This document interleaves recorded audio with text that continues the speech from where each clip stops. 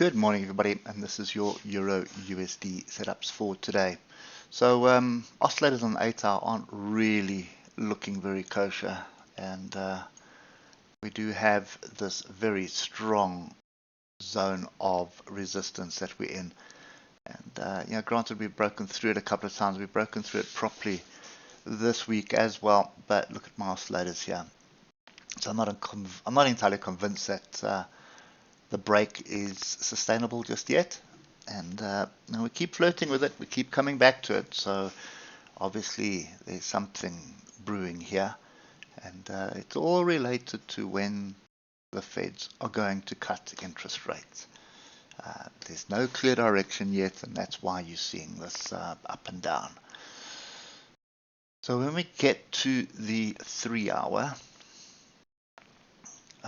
nothing really changes. I don't want to put all these levels in, we're going to be really messy, but if I just do something like that, you'll see kind of got so many areas where price can try and find support, or alternatively it can try and reject it for a move to the downside. The only positive thing here that is indicating there is a possible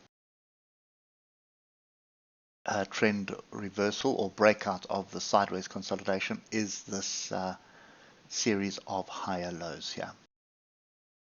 So that is just indicating that we do have the potential for a move to the upside, and we're also sort of above the 150 EMA at the moment here. So it is brewing for a move to the upside, but as I said yesterday, you've got quite a bit of structure here, and if it was going to hold the break, then it would have held one of these levels that we looked at yesterday, so any one of these tails. Instead, we've come back down towards a gap, and we haven't really closed the gap. So I'm skeptical of a move either way at the moment, because if you do come back down to close the gap, this gap of yesterday, and that's going to be at around 108.635, then I suspect you'll close the other gap, which would be 108.520. That would break the trend line, and that would probably set us up for an inverse cup and handle here for a move further down to come and test some of the structure lower down. So moral of the story today is I'm still not convinced. I think we've still got we've got non-farm payrolls on Friday, so I suspect the currency is going to be waiting for that.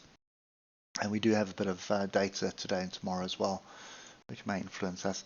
But for me, this is still a case of be patient. Don't try and second guess this. You can see on the 15 minutes here, if you try to second guess this, you would have got caught out. And we're in amongst the moving averages here, so I don't trust it either way. Can go down, can go up.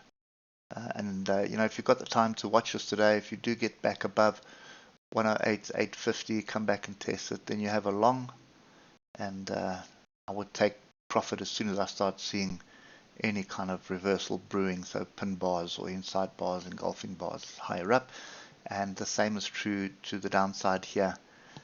Just put the level in, that's the range there, so drop below 108.783, come back and test it, there's a short, and you're probably coming back down to 108.635. That's kind of my view for today. Actually just going to stay away from it. I'm not entirely convinced either way just yet.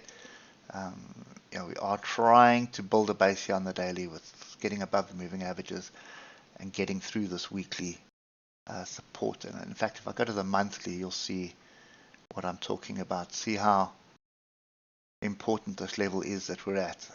And we spent pretty much the whole of 2023 flirting with that level, and we're still flirting with it. So this can continue for quite some time, but something is going to give, and I think that's what I'm waiting for. And I can wait patiently. I don't need to just jump in for the sake of jumping in. I want one of these big trends here. 24,000 points. Who wouldn't want a forex contract that's going to get you 27,000 points over 2 years? Anyway, that's kind of me for today. Hope it helps, and we'll catch up with you tomorrow morning. Cheers for now.